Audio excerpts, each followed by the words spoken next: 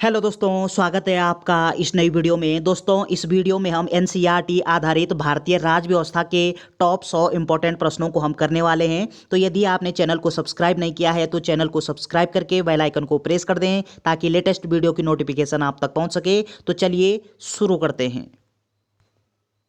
इस वीडियो का पहला प्रश्न है, भारतीय संविधान की रचना में निम्नोक्त में से किसने सर्वाधिक गंभीर प्रभाव छोड़ा? तो किसके द्वारा गंभीर प्रभाव छोड़ा गया है? आपका सही आंसर होगा भारत सरकार अधिनियम 1935। ऑप्शन नंबर डी आपका राइट आंसर दिया गया है। अगला प्रश्न है, जुलाई 1946 में स्थापित संविधान सभा के सदस्यों में निम्नलिखित में से कौन शामिल नहीं था? तो इस प्रश्न का सही आंसर होगा कौन सम्मिलित नहीं थे। आपका सही आंसर है Mahatma Gandhi. Option number C आपका सही उत्तर दिया गया है। ये आप जानते हैं कि डॉक्टर राजेंद्र प्रसाद सम्मिलित थे, के एम मुंशी सम्मिलित थे, अबुल कलाम आजाद जी सम्मिलित थे, महात्मा गांधी इनमें सम्मिलित नहीं थे। तो ऑप्शन नंबर सी आपका सही उत्तर हो जाएगा। अगला प्रश्न है, भारत की संविधान सभा गठित करने का आधार क्या था? तो संविधान सभा ये किस आधार पर गठित हुई है? आपका सही आंसर होगा कैबिनेट मिशन योजना 1946 के आधार पर। ऑप्शन बी आपका सही उत्तर दिया गया है। ये आप जानते हैं कि संविधान सभा का गठन कब होता है? 6 दिसंबर 1946 को संविधान सभा गठित होती है। संविधान सभा की प्रथम बैठक 9 दिसंबर 1946 को संविधान सभा की प्रथम बैठक होती है और दूसरी बैठक होती है संविधान सभा की 11 दिसंबर 1946 को दूसरी बैठक होती है। तो किस आधार पर गठित हुई थी संविधान सभा? कैबिनेट मिशन योजना 1946 के आधार पर। चलिए अगला प्रश्न है, स्वतंत्र भारत की लोकसभा का प्रथम अध्यक्ष कौन था? तो लोकसभा के प्रथम अध्यक्ष कौन थे? ये आप जानते हैं कि जी.वी. मावलंकर ये लोकसभा के प्रथम अध्यक्ष थे। ऑप्शन डी आपका सही उत्तर दिया गया है और इनका पूरा नाम होता है गणेश वासुदेव मावलंकर। ये लोकसभा के प्रथम अध्यक्ष होते हैं। चलिए अगला प्रश्न है, भारत की संविधान सभा का संवैधानिक सलाहकार कौन था? तो संविधान की संवैधानिक सलाहकार पूछा गया है आपसे, कौन थे? तो सर बी.एन. राव ये संवैधानिक सलाहकार थे। ऑप्शन नंबर सी आपका सही उत्तर दिया गया है। अगला प्रश्न है, भारतीय संविधान अपनाया गया था। तो भारतीय संविधान किस दिन अपनाया गया था? या फिर आपसे घुमा करके पूछा जा सकता है कि भारतीय संविधान कब अंगीकृत हुआ या कब अंगीकार हुआ? तब आपका आंसर होगा 26 नवंबर 1949 को। ऑप्शन नंबर सी सही उत्तर दिया गया। ये आप जानते हैं कि संविधान सभा का गठन 6 दिसंबर को होता है। 9 दिसंबर 1946 को प्रथम बैठक होती है और संविधान बन करके तैयार होता है 26 नवंबर 1949 को। इसको हम क्या बोलते हैं कि संविधान अंगीकार हुआ है या फिर संविधान अंगीकृत किया गया, जबकि संविधान को बनाने में 2 वर्ष 11 माह 18 दिन का समय लगता है। ये आप जानते हैं। तो चलिए ऑप्शन नंबर सी सही उत्तर दिया गया। अगला प्रश्न है, भारत का पहला उप प्रधानमंत्री कौन था? तो प्रथम उप प्रधानमंत्री ये सरदार वल्लभ भाई पटेल थे। ऑप्शन नंबर बी आपका सही आंसर दिया गया है। अगला प्रश्न है, निम्नलिखित में से भारतीय संविधान सभा का अध्यक्ष कौन था? तो संविधान सभा के संदर्भ में हम बात करते हैं। संविधान सभा का गठन 6 दिसंबर 1946 को होता है और 9 दिसंबर 1946 को संविधान सभा की प्रथम बैठक होती है। तो संविधान सभा की इस प्रथम बैठक में संविधान सभा का जो अस्थायी अध्यक्ष है वो सच्चिदानंद सिन्हा जी को बना दिया जाता है, जबकि संविधान सभा की जो दूसरी बैठक होती है, दूसरी बैठक, तो इस दूसरी बैठक में सच्चिदानंद सिन्हा से अध्यक्ष अस्थायी अध्यक्ष जो पद होता है उसको छीन लिया जाता है। यानी उस दिन जो स्थायी अध्यक्ष है वो डॉक्टर राजेंद्र प्रसाद को बना दिया जाता है। तो ऑप्शन ए आपका सही आंसर हो जाएगा। डॉक्टर राजेंद्र प्रसाद ये आपके संविधान सभा के स्थायी अध्यक्ष थे।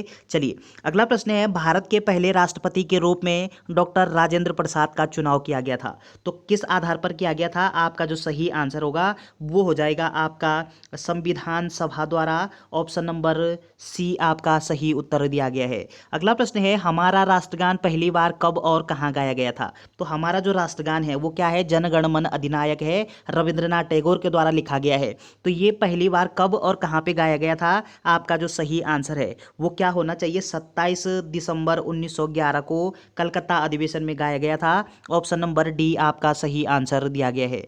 अगला प्रश्न है, राष्ट्रगान पहली बार कब गाया गया? वही प्रश्न है। ये आपका 1950 आपका सही उत्तर हो जाएगा। ऑप्शन नंबर सी सही आंसर दिया गया। अगला प्रश्न है, स्वतंत्र भारत में निम्नलिखित में से कौन सी महिला किसी राज्य की पहली राज्यपाल थी? तो भारत की प्रथम महिला राज्यपाल पूछा गया है आपसे, कौन थी? आपका सही आंसर होगा श्रीमती सरोजनी नायडू। ऑप्शन ए आपका सही आंसर दिया गया है और ये किस राज्य की पहली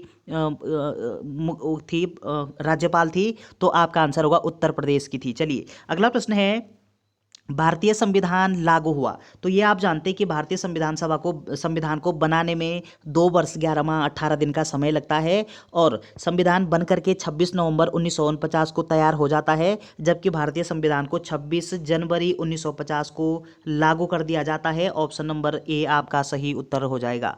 अगला प्रश्न है, भारत में दल रहित लोकतंत्र का प्रस्ताव किसने रखा था? तो किसके द्वारा रखा गया था? आपका सही आंसर होगा, ये रखा गया था आपका S.A. डांगे द्वारा। ऑप्शन नंबर डी आपका सही उत्तर हो जाएगा। अगला प्रश्न है, डॉक्टर B.R. अंबेडकर ने संविधान का हृदय और आत्मा किसे कहा था? तो संविधान का हृदय और आत्मा डॉक्टर B.R. अंबेडकर के द्वारा किसको कहा गया था? आपका सही आंसर होगा संवैधानिक उपचारों के अधिकार को। ऑप्शन नंबर सी आपका सही उत्तर दिया गया है। और संवैधानिक उपचारों का अधिकार, ये इसका प्रावधान किस अनुच्छेद में किया गया? आपका आंसर होगा अनुच्छेद 32 में। अनुच्छेद 32 को डॉक्टर अंबेडकर ने क्या कहा था? संविधान का हृदय और आत्मा कहा था। जबकि संविधान का जो हृदय है वो किसको बोला जाता है? प्रस्तावना को बोला जाता है। संविधान की आत्मा किसको बोला जाता है? प्रस्तावना को। लेकिन डॉक्टर अंबेडकर किसको बोलते हैं? अनुच्छेद 32 को। अनुच्छेद 32 में किस चीज़ का प्रावधान है? तो संवैधानिक उपचारों का प्रावधान किया गया है। अगला प्रश्न है, भारत की संविधान सभा ने किस वर्ष में कार्य प्रारंभ किया? तो संविधान सभा ने किस वर्ष अपना कार्य प्रारंभ किया है? आपका सही आंसर होगा वर्ष 1946 में। ये आप जानते हैं कि वर्ष 1946 में संविधान सभा का क्या होता है? गठन होता है। और कब होता है संविधान सभा का गठन? 6 दिसंबर 1946 को होता है। तो इसी दिन क्या करता है संविधान सभा? अपना कार्य करना शुरू करता है। ऑप्शन नंबर बी सही उत्तर दिया गया है। अगला प्रश्न है, संसद के केंद्रीय कक्ष में संविधान सभा की पहली बैठक कब हुई थी? तो संसद के केंद्रीय कक्ष में पूछा गया है कब हुई थी प्रथम बैठक। आपका जो सही आंसर है ये हुई थी, आपका प्रथम बैठक होती है 9 दिसंबर 1946 को। ऑप्शन नंबर डी आपका सही उत्तर दिया गया है। अगला प्रश्न है, भारतीय संविधान की प्रारूप समिति के अध्यक्ष कौन थे? आपका सही आंसर है प्रारूप समिति के अध्यक्ष थे कौन थे? Doctor B.R. Ambedkar. Option A आपका सही उत्तर दिया गया है। ये आप जानते हैं कि जो प्रारूप समिति है इसको हम ड्राफ्टिंग कमेटी के नाम से भी जानते हैं और इसको मसौदा समिति के नाम से भी जानते हैं। तो इसमें कुल कितने सदस्य थे? इसमें कुल 7 सदस्य थे और इसके जो अध्यक्ष थे वो डॉक्टर B.R. अंबेडकर थे और मसौदा समिति के नाम से भी जानते हैं, ड्राफ्टिंग कमेटी भी कहते हैं। ऑप्शन ए सही उत्तर है। अगला प्रश्न है, एकात्मक सरकार में समस्त ताकत किसके हाथ में होती है? तो किसके हाथ में होती है? आपका सही आंसर होगा कि एकात्मक सरकार में समस्त जो ताकत है ये आपकी स्थानीय सरकार में होती है। ऑप्शन ए आपका राइट आंसर दिया गया। अगला प्रश्न है, संविधान सभा की प्रारूप समिति के अध्यक्ष कौन थे? आपका सही आंसर है प्रारूप समिति को हम ड्राफ्टिंग कमेटी बोलते हैं और इसको मसौदा समिति के नाम से भी जानते हैं। इसके अध्यक्ष कौन होते हैं? डॉक्टर अंबेडकर होते हैं। कुल इसमें 7 सदस्य होते हैं, अभी हम चर्चा कर रहे थे। ऑप्शन ए आपका सही उत्तर दिया गया। अगला प्रश्न है, भारत में किस प्रकार का लोकतंत्र है? ये आप जानते हैं कि लोकतंत्र भारत किस प्रकार का राष्ट्र है? तो भारत एक गणतंत्र राष्ट्र है, फिर लोकतंत्र है। तो ये किस प्रकार का है? प्रतिनिधियों का है। ऑप्शन नंबर सी सही उत्तर दिया गया है। अगला प्रश्न है, निम्नलिखित में से कौन सा देश आधुनिक लोकतंत्र की स्थापना करने वाला पहला देश था? तो कौन था पहला देश? आपका राइट आंसर है अमेरिका। ये प्रथम देश है जिसने सबसे पहले लोकतंत्र को स्थापित किया था। ऑप्शन नंबर सी आपका सही आंसर दिया गया। अगला प्रश्न है, संविधान के उद्घाटन के लिए 26 जनवरी को चुना गया था क्योंकि? तो संविधान का जो उद्घाटन है या फिर संविधान लागू 26 जनवरी 1950 को किया गया है, जबकि भारतीय संविधान 26 नवंबर 1949 को बनकर के तैयार हो जाता है। 2 वर्ष 11 माह 18 दिन का समय लगता है, ये आप जानते हैं। लेकिन 26 जनवरी का दिन ही क्यों चुना गया था? क्योंकि कांग्रेस ने इसे 1930 में स्वाधीनता दिवस के रूप में मनाया था, इसलिए 26 जनवरी का दिन चुना गया था। 26 जनवरी के दिन को भारतीय संविधान लागू किया गया। 26 जनवरी के दिन को यादगार बनाने के लिए भारतीय संविधान को लागू किया गया 26 जनवरी 1950 को। ऑप्शन नंबर सी आपका सही उत्तर दिया गया। थोड़ा सा आपको बता दें कि 1906 में क्या होता है कि स्वराज्य की मांग होती है और वर्ष 1929 में पूर्ण स्वराज्य की मांग होती है।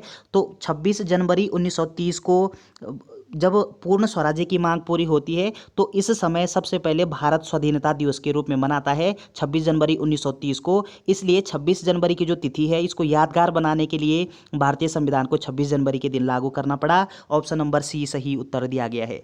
अगला प्रश्न है, भारत के संविधान का निर्माता किसे कहा जाता है? ये आप जानते हैं कि डॉक्टर B.R. अंबेडकर ये भारतीय संविधान के निर्माता के रूप में जाने जाते हैं। ऑप्शन नंबर बी आपका सही उत्तर दिया गया। अगला प्रश्न है, भारतीय संविधान को अस्तित्व में आया, तो भारतीय संविधान ये अस्तित्व में कब आता है, ये आप जानते हैं कि अस्तित्व में आता है यानी बन करके तैयार होता है भारतीय संविधान 26 नवंबर 1949 को, जबकि लागू होता है 26 जनवरी 1950 को। तो चलिए ये आप जानते हैं। अगला प्रश्न है, भारत के गणतंत्रीय दल की स्थापना किसने की, तो किसके द्वारा की गई थी? आपका सही आंसर है B.R. अम्बेडकर के द्वारा। ऑप्शन नंबर सी आपका राइट आंसर हो जाएगा। अगला प्रश्न है, संविधान की मसौदा समिति के समक्ष प्रस्तावना किसके द्वारा प्रस्तुत की गई थी, तो किसके द्वारा प्रस्तुत की गई थी? आपका जो सही आंसर है ये की गई थी आपका पंडित जवाहरलाल नेहरू के द्वारा। ऑप्शन नंबर ए आपका सही उत्तर दिया गया है। ये आप जानते हैं कि संविधान सभा की प्रथम बैठक 9 दिसंबर 1946 को होती है, संविधान सभा की दूसरी बैठक 11 दिसंबर 1946 को होती है, और संविधान सभा की जो तीसरी बैठक है वो 13 दिसंबर 1946 को होती है। और इस 13 दिसंबर 1946 की बैठक में पंडित जवाहरलाल नेहरू क्या करते हैं कि संविधान सभा का जो उद्देश्य प्रस्ताव होता है इसको पेश करते हैं। क्या करते हैं? पेश करते हैं। कब? 13 दिसंबर 1946 को कौन करते हैं? पंडित जवाहरलाल नेहरू। और संविधान सभा का जो उद्देश्य प्रस्ताव है वो पारित कब होता है? पेश तो 13 दिसंबर 1946 को करते हैं, पारित होता है कब? तो ये आपको कमेंट बॉक्स में टाइप करना है। चलिए अगला प्रश्न है, भारतीय संविधान में यह किसने कहा था कि सरकारी नीति के निर्देशक सिद्धांत किसी बैंक में देय उस चेक की तरह है, उसका भुगतान बैंक अपनी सुविधानुसार करता है। ये कथन किसका है, किसके द्वारा कहा गया है? आपका सही आंसर होगा, ये कथन कहा गया है आपका के.टी. शाह के द्वारा। ऑप्शन नंबर डी यहाँ पे सही उत्तर दिया गया है। अगला प्रश्न है, भारत में कैबिनेट मिशन किस लिए भेजा गया था, तो भारत में कैबिनेट मिशन आने का जो मुख्य उद्देश्य था वो क्या था? इन चारों में से आपका जो सही आंसर है वो क्या होना चाहिए? आपका राइट आंसर है शक्ति के अंतरण के लिए एक संवैधानिक व्यवस्था निश्चित करने के उद्देश्य से आए थे। ऑप्शन नंबर बी सही उत्तर दिया गया है। अगला प्रश्न है, भारत की संविधान सभा किसके कहने पर बनाई गई थी, तो संविधान सभा का जो गठन है वो किस आधार पर किया गया था? ये आप जानते हैं कि ये किया गया था आपका कैबिनेट मिशन के आधार पर। ऑप्शन डी सही उत्तर दिया गया। कब होता है कैबिनेट मतलब संविधान सभा का गठन कब होता है? 6 दिसंबर 1946 को। चलिए आप जानते हैं। अगला प्रश्न है, भारत के संविधान का निम्न सदन किसे कहा जाता है, तो भारतीय संविधान का जो निम्न सदन है वो किसको कहते हैं? आपका सही आंसर है विधानसभा को निम्न सदन के रूप में जाना जाता है, और केंद्र में लोकसभा को निम्न सदन के रूप में जानते हैं। तो लोकसभा का एक उपनाम है निम्न सदन और राज्यसभा का उपनाम है उच्च सदन। तो ठीक उसी प्रकार से राज्यों में जो विधानसभा होती है, विधानसभा को निम्न सदन के रूप में जानते हैं और विधान परिषद को उच्च सदन के रूप में जानते हैं। तो ऑप्शन बी आपका राइट आंसर हो जाएगा। अगला प्रश्न है, संविधान सभा ने राष्ट्रगान को कब अपनाया था, तो ये आप जानते हैं कि राष्ट्रगान को 24 जनवरी 1950 को अपनाया गया था। ऑप्शन सी सही उत्तर दिया गया है। अगला प्रश्न है, प्रथम केंद्रीय विधानसभा का गठन किया गया, तो प्रथम जो केंद्रीय विधानसभा थी उसका गठन कब होता है? आपका सही आंसर होगा वर्ष 1920 में। ऑप्शन नंबर डी यहाँ पे सही उत्तर दिया गया है। अगला प्रश्न है, जिस संविधान सभा द्वारा भारत के संविधान का अधिनियमन किया गया उसके सदस्य कौन थे, तो सदस्य कौन थे? आपका जो सही आंसर होगा ये हो जाएगा आपका विभिन्न प्रांतों के विधानसभाओं द्वारा निर्वाचित थे। ऑप्शन बी आपका राइट आंसर दिया गया है। अगला प्रश्न है, राजनीतिक स्वतंत्रता का अर्थ है, तो राजनीतिक स्वतंत्रता का अर्थ क्या होता है? आपका सही आंसर है राजनीतिक स्वतंत्रता का अर्थ होता है लोगों की मुक्त राजनीतिक गतिविधियां। ऑप्शन नंबर बी यहाँ पे सही उत्तर दिया गया है। चलिए आगे बढ़ते हैं। अगला प्रश्न है, भारत पूर्ण संपूर्ण लोकतांत्रात्मक गणराज्य कब बना, अर्थात भारत जो है ये कब लागू होता है? ये आप जानते हैं 26 जनवरी 1950 को, लेकिन घुमा करके सवाल पूछा गया कि भारत जो है वो पूर्ण संपूर्ण लोकतंत्रात्मक गणराज्य ये कब बना? 26 जनवरी 1950 को। चलिए अगला प्रश्न है, निम्नलिखित में से कौन भारतीय संविधान की प्रारूप समिति के सदस्य नहीं थे, तो ये आप जानते हैं कि प्रारूप समिति के जो अध्यक्ष हैं वो डॉक्टर B.R. अम्बेडकर होते हैं, और प्रारूप समिति में कुल 7 सदस्य होते हैं, लेकिन प्रारूप समिति में सदस्य कौन नहीं थे? इन चारों में से आपका जो सही आंसर होगा वो है आपका डॉक्टर राजेंद्र प्रसाद, ये प्रारूप समिति के सदस्य नहीं थे। ऑप्शन नंबर सी सही उत्तर दिया गया। B.R. अम्बेडकर ये अध्यक्ष थे और बाकी ये 2 यहाँ पे सदस्य थे। तो चलिए अगला प्रश्न है, निम्न में से किस अधिनियम में भारत के शासन का क्षेत्रीय विभाजन किया गया था, तो किसके द्वारा किया गया था? आपका सही आंसर है ये किया गया था भारत सरकार अधिनियम 1958 के तहत। ऑप्शन नंबर ए सही उत्तर दिया गया है। अगला प्रश्न है, निम्नलिखित में से किसने पहले 1935 में संविधान सभा का सुझाव प्रस्तावित किया? तो किसके द्वारा प्रस्तावित किया गया था? आपका राइट आंसर होगा, ये किया गया था आपका एम.एन. राय के द्वारा। ऑप्शन नंबर डी आपका राइट आंसर दिया गया है। अगला प्रश्न है, निम्नलिखित में से किस अधिनियम द्वारा केंद्र में द्विशासन प्रणाली शुरू हुई थी? तो द्विशासन प्रणाली शुरू ये कब की गई थी? आपका राइट आंसर होगा वर्ष 1935 में। ऑप्शन नंबर सी सही उत्तर दिया गया है। अगला प्रश्न है, भारतीय संविधान का प्राधिकार स्रोत कौन है? तो भारतीय संविधान का प्राधिकार जो स्रोत है वो कौन है? भारत के लोग हैं। ऑप्शन नंबर सी आपका सही उत्तर दिया गया है। चलिए अगला प्रश्न है, बंधुत्व का अर्थ क्या है? तो बंधुत्व का अर्थ क्या होता है? ये आप जानते हैं कि भाईचारे की जो भावना होती है उसको हम बंधुत्व कहते हैं। ऑप्शन नंबर ए सही उत्तर दिया गया है। अगला प्रश्न है, भारत का प्रथम नागरिक कौन होता है? तो भारत का जो प्रथम नागरिक है वो कौन होता है? राष्ट्रपति होता है। ऑप्शन नंबर सी आपका सही आंसर दिया गया है, न कि बी होगा। ऑप्शन नंबर सी है, भारत का प्रथम नागरिक होता है आपका राष्ट्रपति। और राष्ट्रपति का जो प्रावधान है वो भारतीय संविधान के अनुच्छेद 52 में किया गया है। अनुच्छेद 52 में उल्लेखित है कि भारत का क्या होगा? एक राष्ट्रपति होगा। ऐसा प्रावधान किस अनुच्छेद में है? अनुच्छेद 52 में किया गया है। तो ऑप्शन नंबर सी सही उत्तर दिया गया। अगला प्रश्न है, निम्नलिखित में संविधान मसौदे समिति के अध्यक्ष कौन थे? तो संविधान सभा की जो मसौदा समिति है जिसको हम ड्राफ्टिंग कमेटी के नाम से भी जानते हैं, जिसको हम प्रारूप समिति भी कहते हैं, उसके अध्यक्ष कौन थे? B.R. Ambedkar. Option number C आपका राइट आंसर दिया गया है।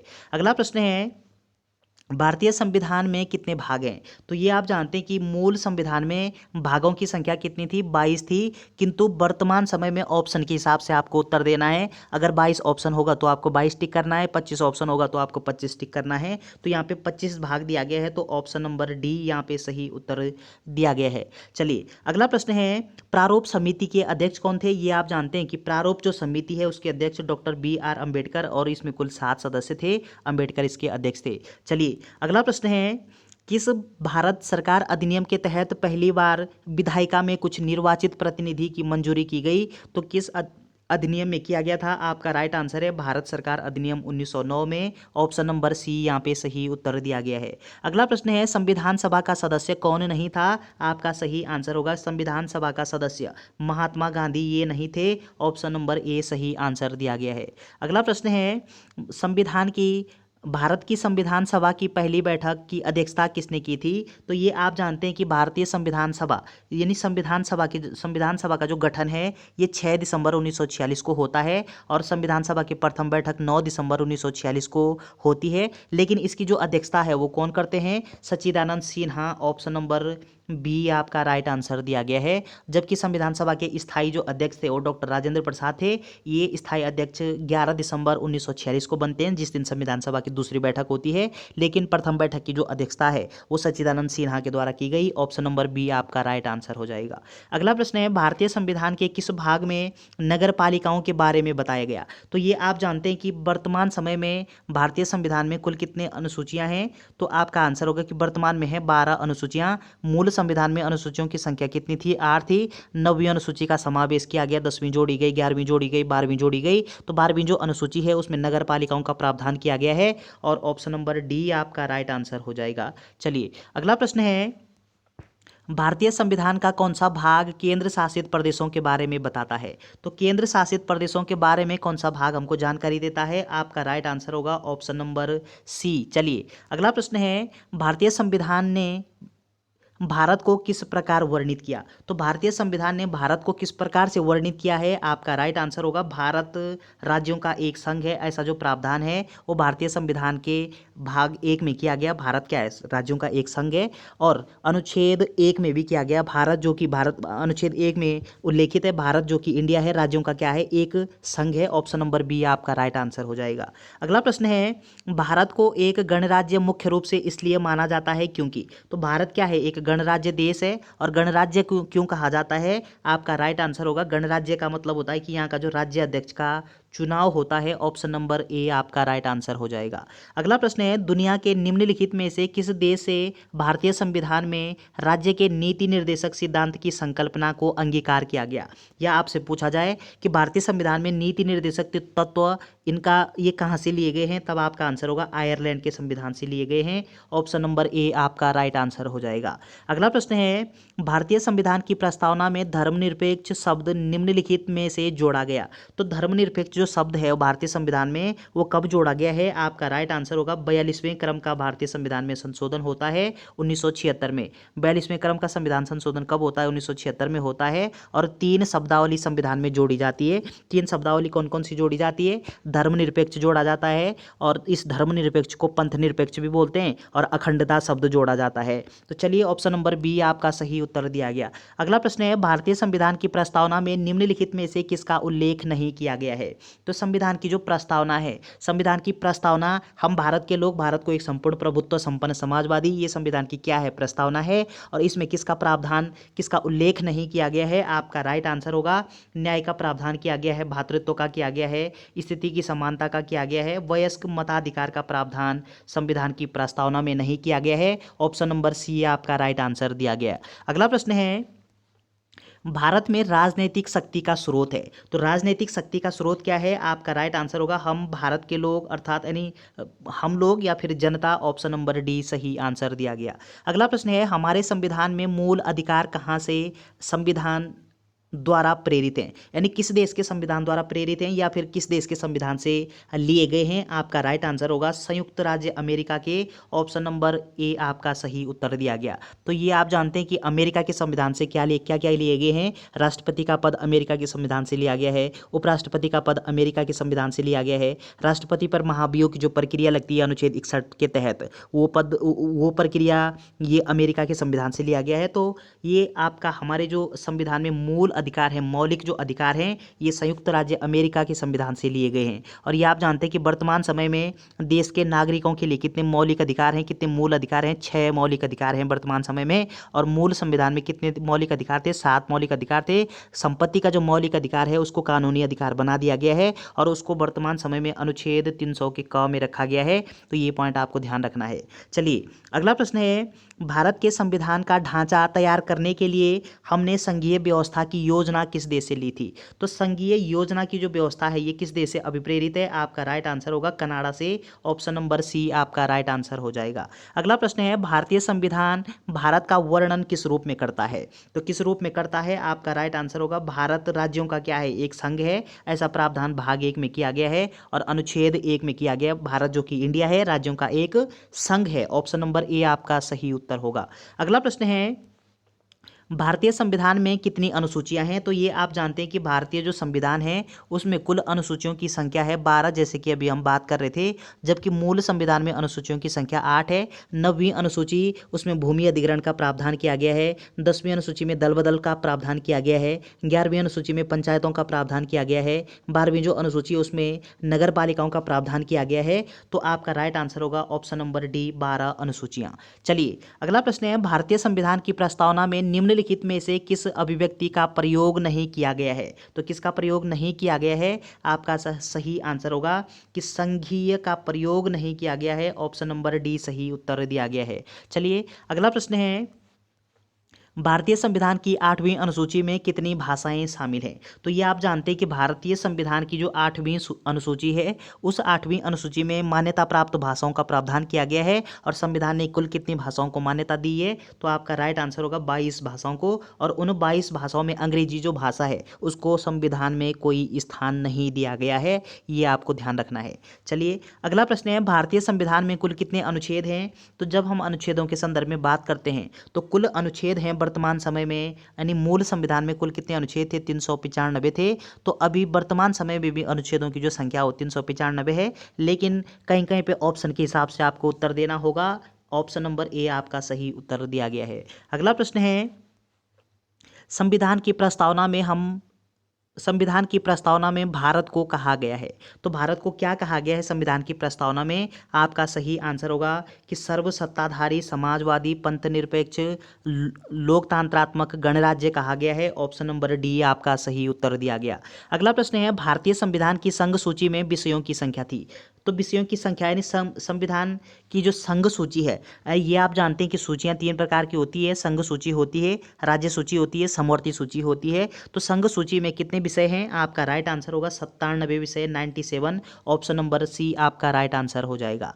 अगला प्रश्न है, हमारे संविधान में राज्य के नीति निर्देशक सिद्धांत की अवधारणा कहाँ से लिए गए? तो ये आप जानते हैं कि संविधान में जो नीति निर्देशक सिद्धांत हैं ये कहाँ से लिए गए हैं? आयरलैंड के संविधान से। ऑप्शन नंबर डी आपका सही उत्तर हो जाएगा। अगला प्रश्न है, हमारे संविधान की प्रस्तावना में कोई उल्लेख नहीं है। तो संविधान की प्रस्तावना में इन चारों में से किसका उल्लेख नहीं किया गया है? न्याय का उल्लेख किया गया है, भ्रातृत्व का किया गया है, प्रतिष्ठा की समानता का किया गया है, अवसर की समानता का किया गया है, यानी वयस्क मताधिकार का प्रावधान नहीं किया गया है। ऑप्शन नंबर डी यहाँ पे सही उत्तर दिया गया है। अगला प्रश्न है, भारत में एकल नागरिकता के प्रावधान अवधारणा अपनाई गई। तो भारतीय संविधान में एकल जो नागरिकता है, भारतीय संविधान में किस प्रकार की नागरिकता है? एकल नागरिकता है। और एकल नागरिकता का जो कॉन्सेप्ट है ये आपका इंग्लैंड के संविधान से अभिप्रेरित है। ऑप्शन नंबर ए सही उत्तर दिया गया है। अगला प्रश्न है, भारत का संविधान भारत को कैसे वर्णित करता है? तो भारत का जो संविधान है वो भारत को किस प्रकार से वर्णित करता है? संघ राज्य या फिर राज्य संघ के रूप में करता है। भारत क्या है? राज्यों का एक संघ है।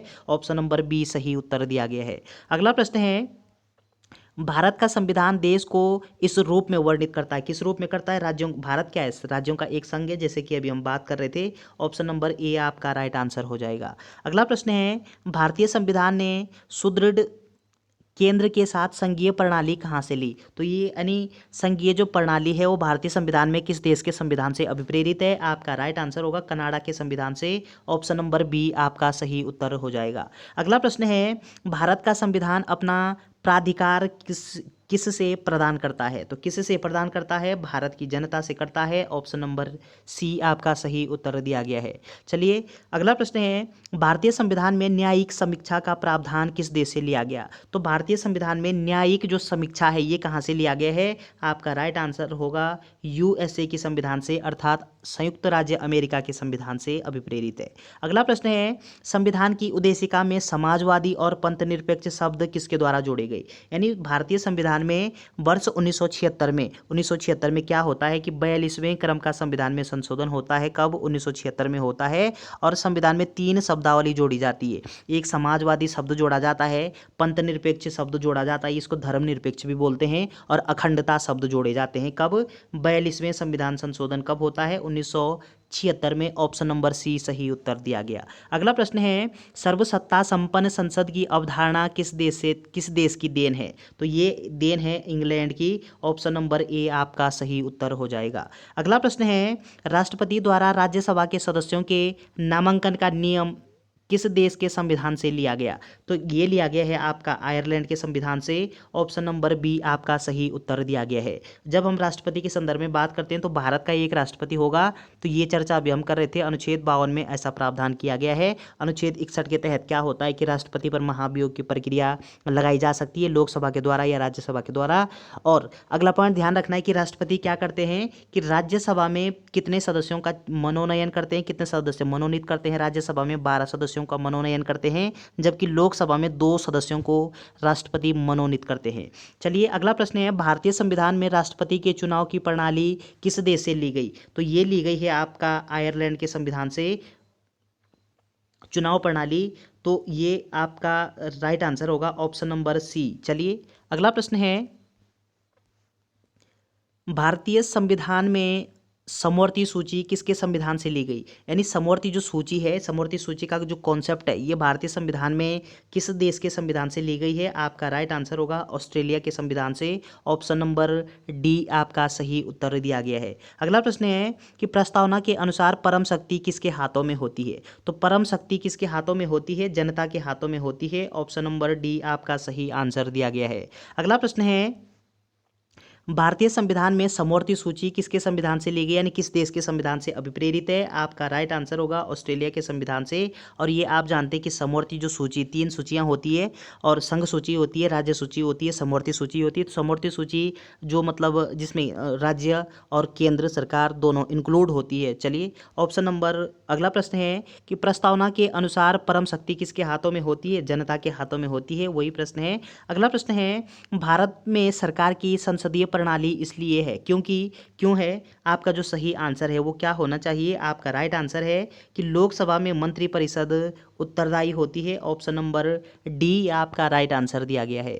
अगला प्रश्न है, निम्न में से कौन सी भारतीय संविधान की विशेषता नहीं है? तो संविधान की विशेषता कौन नहीं है इन चारों में से? आपका राइट आंसर होगा सरकार का अध्यक्षात्मक रूप। ऑप्शन नंबर सी आपका सही उत्तर दिया गया है। तो ये होता है भारत का संसदीय रूप होता है, न्यायपालिका की स्वतंत्रता है और संघीय सरकार है। तो ऑप्शन नंबर सी आपका राइट आंसर होगा। अगला प्रश्न है, भारत के संविधान में संघीय शब्द का प्रयोग कहाँ पर हुआ है? तो संघीय जो शब्द है इसका प्रयोग कहाँ पर हुआ है ये आप जानते हैं। यहाँ पे आपके लिए 3 ऑप्शन है, ऑप्शन नंबर डी गायब हो गया है यहाँ से। तो आपका राइट आंसर होगा संविधान में कहीं पर नहीं है। ऑप्शन नंबर सी आपका सही आंसर हो जाएगा। अगला प्रश्न है, भारतीय संविधान के अनुच्छेद में यह घोषणा की गई कि इंडिया अर्थात भारत किस अनुच्छेद में की गई है? तो ये आप जानते हैं कि ये क्या है, मतलब भारत जो है ये आपका एक प्रकार का राज्यों का संघ है। ऐसा जो प्रावधान है वो किस अनुच्छेद में किया गया है? अनुच्छेद 1 में किया गया है और भारतीय संविधान के भाग 1 में किया गया है। चलिए अगला प्रश्न है, भारतीय संविधान कैसा है? तो भारतीय जो संविधान है वो किस प्रकार का होता है? आपका राइट आंसर होगा अर्धसंघीय होता है या फिर संघीयवत होता है। ऑप्शन नंबर बी यहाँ पे सही उत्तर दिया गया है। अगला प्रश्न है, भारतीय संविधान के किस अनुच्छेद को डॉक्टर बी.आर. अम्बेडकर ने भारतीय संविधान की आत्मा और हृदय कहा था? तो किस अनुच्छेद को कहा था? अनुच्छेद 32 को कहा था। और अनुच्छेद 32 में संवैधानिक उपचारों का अधिकार का प्रावधान किया गया है। इसको डॉक्टर अम्बेडकर ने क्या बोला था? संविधान की आत्मा और हृदय कहा था अनुच्छेद 32 को। ऑप्शन नंबर डी आपका राइट आंसर हो जाएगा। अगला प्रश्न है, सामाजिक न्याय का क्या अर्थ है? तो सामाजिक न्याय किसको बोलते हैं? सामाजिक न्याय आपका सही आंसर होगा कि सामाजिक न्याय बोलते हैं कि जाति, नस्ल, रंग, लिंग आधारित सभी प्रकार का भेदभाव जब दूर किया जाता है तो उसको सामाजिक न्याय कहा जाता है। ऑप्शन नंबर सी आपका सही उत्तर दिया गया। और ये आप जानते कि ये जाति, नस्ल, रंग भेद इत्यादि करके ये जो अस्पृश्यता का अंत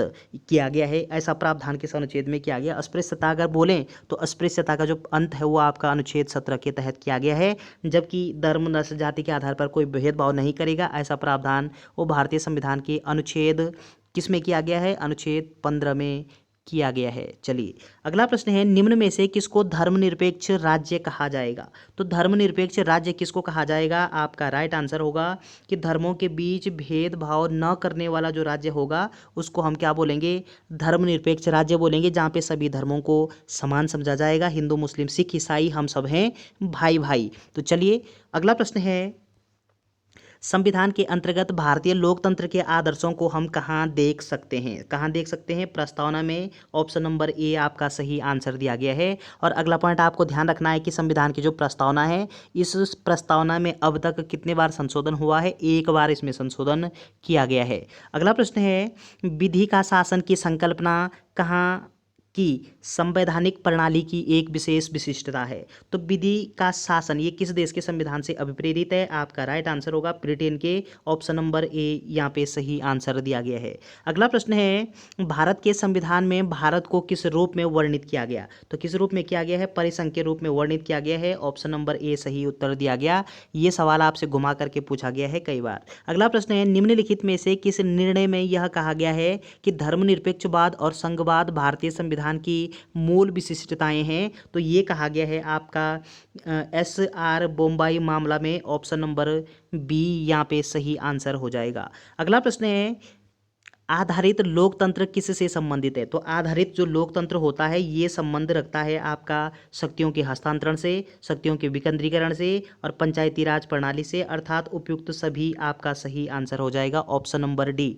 अगला प्रश्न है, एक तंत्र का अर्थ है, एक तंत्र का क्या अर्थ होता है? आपका सही आंसर होगा कि मात्र एक व्यक्ति द्वारा निरंकुश शासन होता है जिस देश में, तो उसको एक तंत्र कहा जा सकता है। ऑप्शन नंबर सी आपका राइट आंसर दिया गया। अगला प्रश्न है कि सार्वजनीन अर्थात सार्वभौमिक वयस्क मताधिकार दर्शाता है कि भारत एक ऐसा देश है जो है।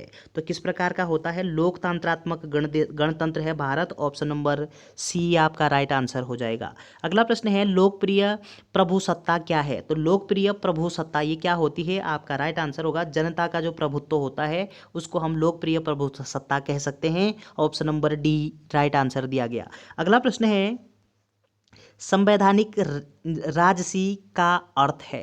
तो संवैधानिक राजसी इसका मतलब, इसका अर्थ क्या होता है? आपका राइट आंसर होगा संविधान द्वारा प्राप्त शक्तियों के अनुसार राज्य के द्वारा शक्तियों का प्रयोग करना। ऑप्शन नंबर सी आपका सही उत्तर हो जाएगा।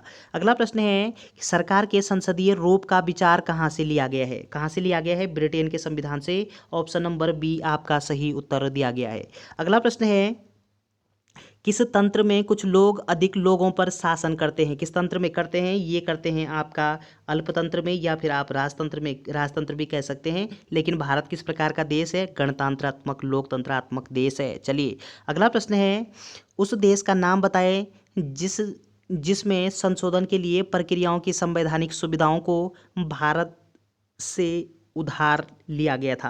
तो या फिर हम आपसे पूछें कि संविधान में संशोधन करने का जो प्रावधान है ये किस देश के संविधान से अभिप्रेरित है या फिर किस देश के संविधान से ग्रहण किया गया है? तब आपका आंसर होगा दक्षिण अमेरिका के संविधान से। ऑप्शन नंबर सी आपका सही उत्तर दिया गया है। तो चलिए दोस्तों ये 100 इंपॉर्टेंट प्रश्न थे इंडियन पॉलिटी के। वीडियो अगर आपको अच्छी लगती है तो चैनल को शेयर एंड सब्सक्राइब करना ना भूलें। Thanks for watching.